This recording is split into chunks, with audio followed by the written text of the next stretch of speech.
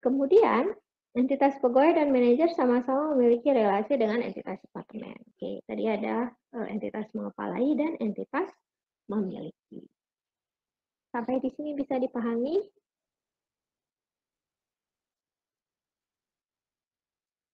Bisa, Bu. Oke.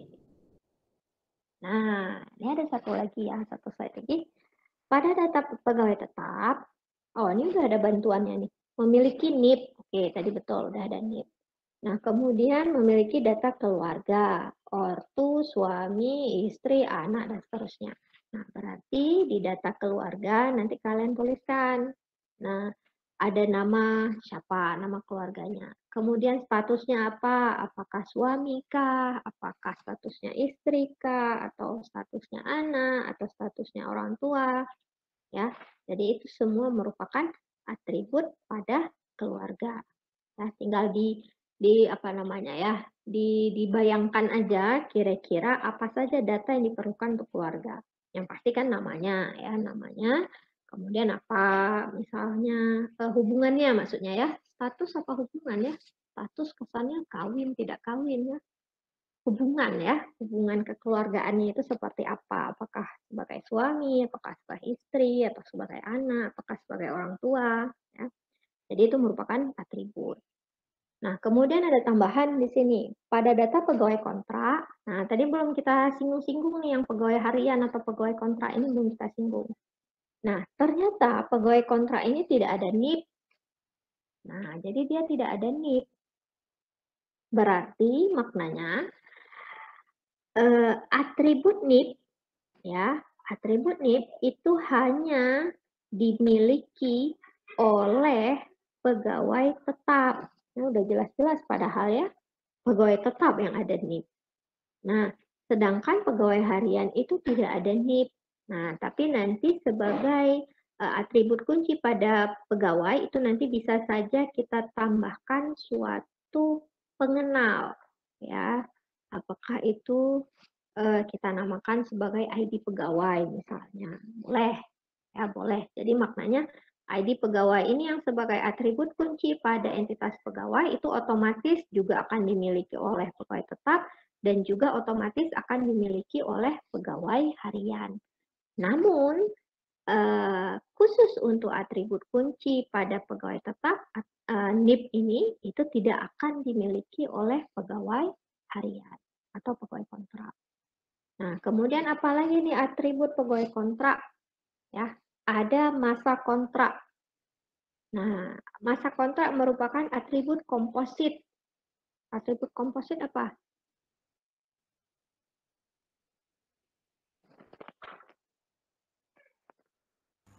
Atribut yang masih bisa diturunkan lagi nilainya.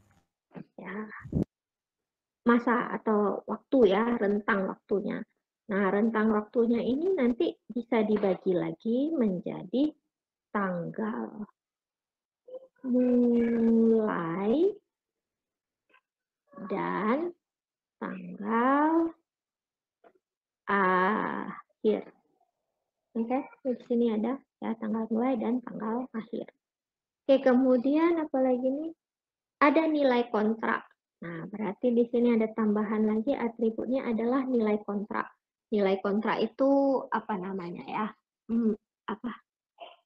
Berapa yang akan didapatkan oleh pegawai tadi? Jadi biasanya kalau pegawai tetap itu kan ada gaji. Gaji itu kan biasanya per bulan.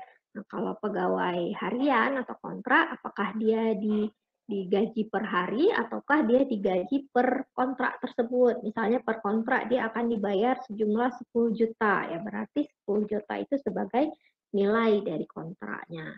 Ya. Jadi itu merupakan atribut.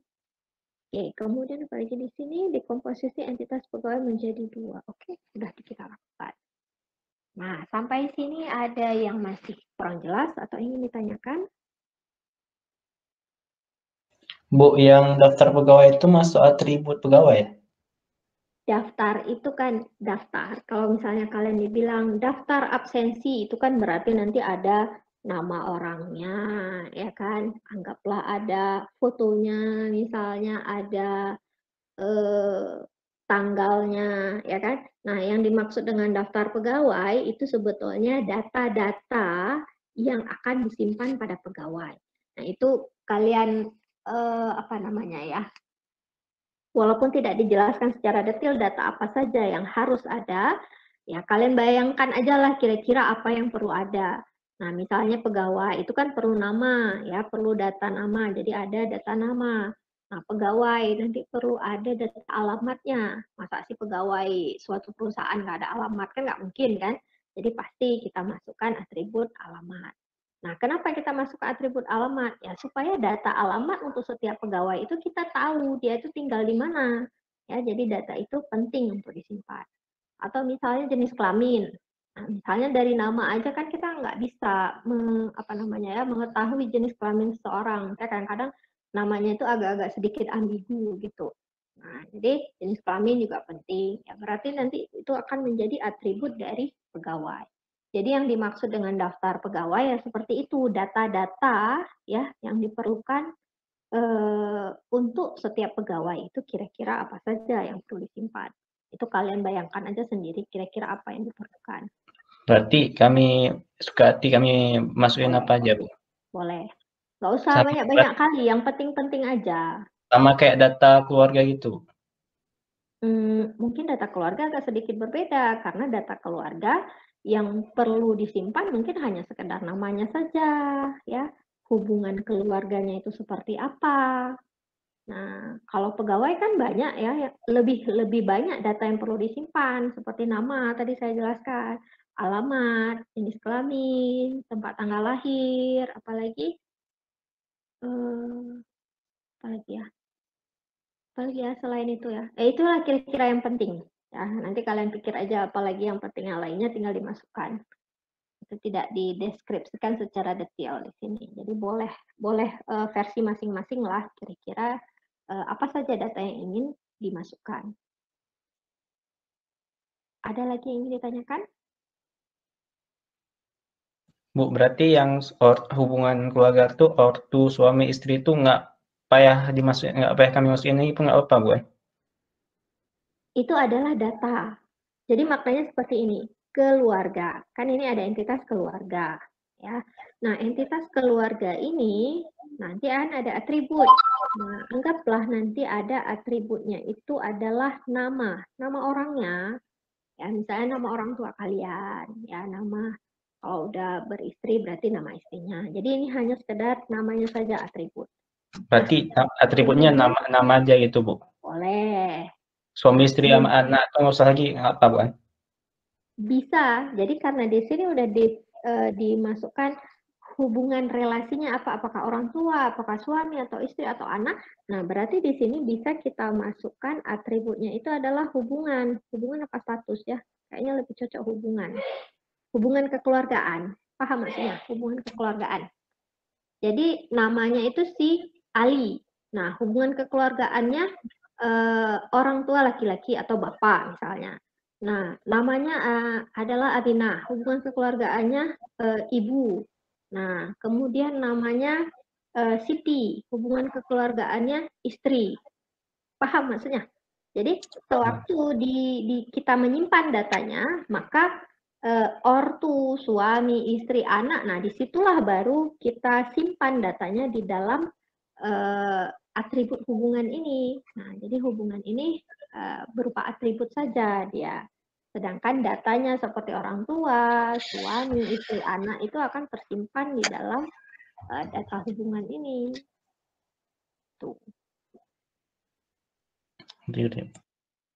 Oke, ada lagi yang ingin ditanyakan?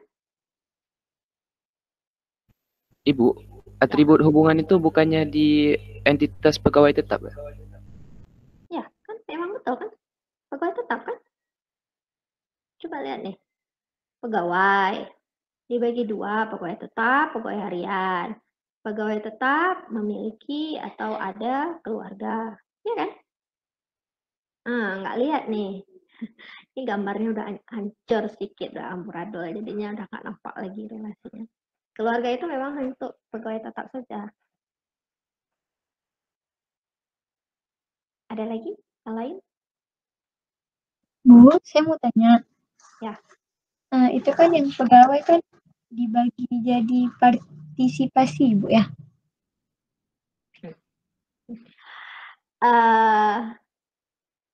Jadi pegawai itu dibagi menjadi pegawai tetap dan pegawai harian. Nah, terkait dengan proses hierarki supertipe dan subtipe ini kan ada dua ya. Ada istilahnya batasan partisipasi, ada istilahnya yang disjoin. Ya. Nah, kalau kita menganggap bahwa satu pegawai kalau dia merupakan pegawai tetap, maka dia tidak mungkin lagi sebagai pegawai harian. Berarti salah satunya saja, ya, salah satu. Kalau dia pegawai tetap, maka dia tidak mungkin harian. Kalau dia pegawai harian, maka dia tidak mungkin pegawai tetap, ya.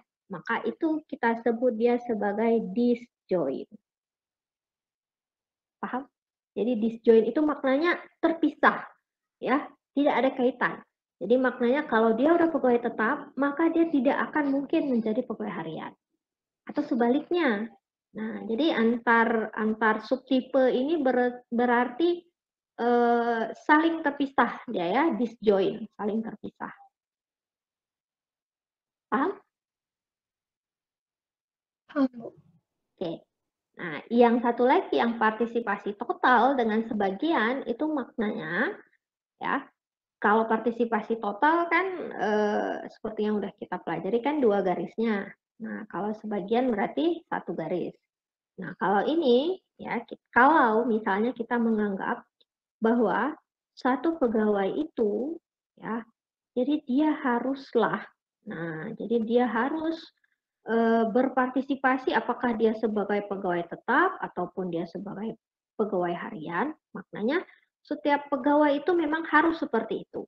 Ya, jadi setiap pegawai itu akan berpartisipasi apakah dia sebagai pegawai tetap atau sebagai pegawai harian, maka kita akan membuat di sini sebagai 2 garis. Kenapa 2 garis? Ya berarti dia partisipasi total. Jadi yang namanya pegawai, ya pegawai itu maka dia harus berpartisipasi apakah dia sebagai pegawai tetap atau dia sebagai pegawai harian. Nah, tapi kalau dia partisipasi sebagian, ya berarti kan garisnya 1 saja. Nah, maknanya apa? Nah, mungkin ada pegawai, ya istilahnya tengah-tengah.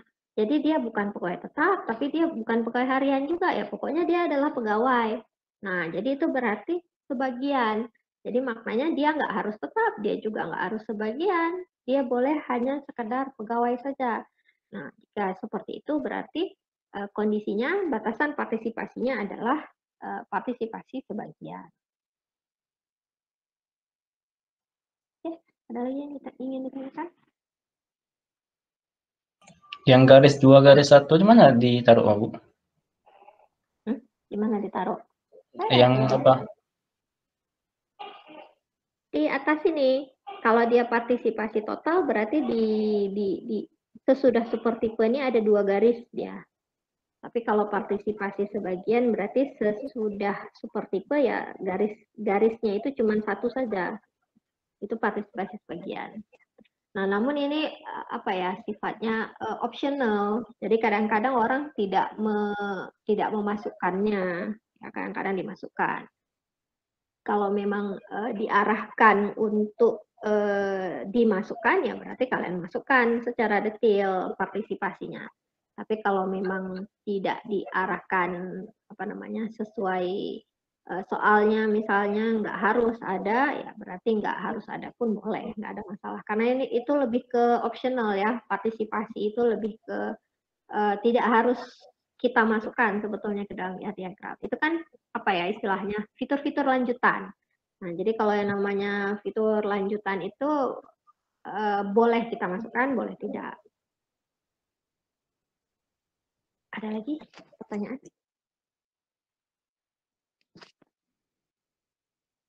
Udah pada absen?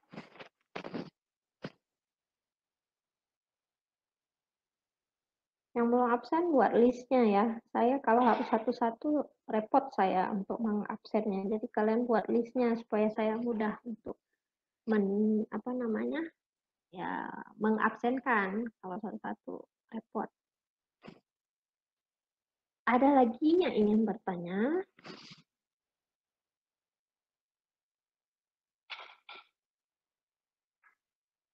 ada? Oh, ada yang chat. Oh, dari tadi belum di-add. Itulah makanya saya bilang, kuliahnya itu walaupun kita secara online tepat waktu. Kenapa? Karena sebetulnya saya udah setting ini otomatis masuk. Jadi saya ada pakai plugin supaya otomatis masuk. Tapi dengan syarat apa? Layar Google Meet ini terbuka. Nah, kalau layar Google Meet ini tidak terbuka, maknanya saya sudah buka PowerPoint, maknanya ya berarti yang mau masuk ke Google Meet ya nggak bisa masuk, ya. Nah, jadi makanya saya tekankan lagi, usahakan tepat waktu. Karena kalau saya sudah mulai presentasi, ya saya udah ya nggak akan buka ini lagi ya, misalnya udah jarang buka layar Google Meet-nya. Jadi kesannya itu tertahan, jadi nggak bisa masuk. Ya, jadi usahakan tepat waktu. Minggu depan insya Allah mudah-mudahan lebih tepat waktu lagi. Oke, ada lagi pertanyaan? Sudah sore ini, sudah mau maghrib. Nggak ada, Bu. Ada ya. Oke, kalau memang tidak ada lagi pertanyaan, yang latihan ini kalian kerjakan, kemudian dikumpulkan. Ini kan udah kita bahas sama, tinggal dikumpulkan aja. Jadi istilahnya dituliskan lebih rapi, ya, baru kemudian dikumpulkan pada link latihan yang saya sediakan di e-learning. Oke, jika tidak ada lagi yang ingin ditanyakan, kuliah kita pada hari ini saya akhiri di sini. Assalamualaikum warahmatullahi wabarakatuh.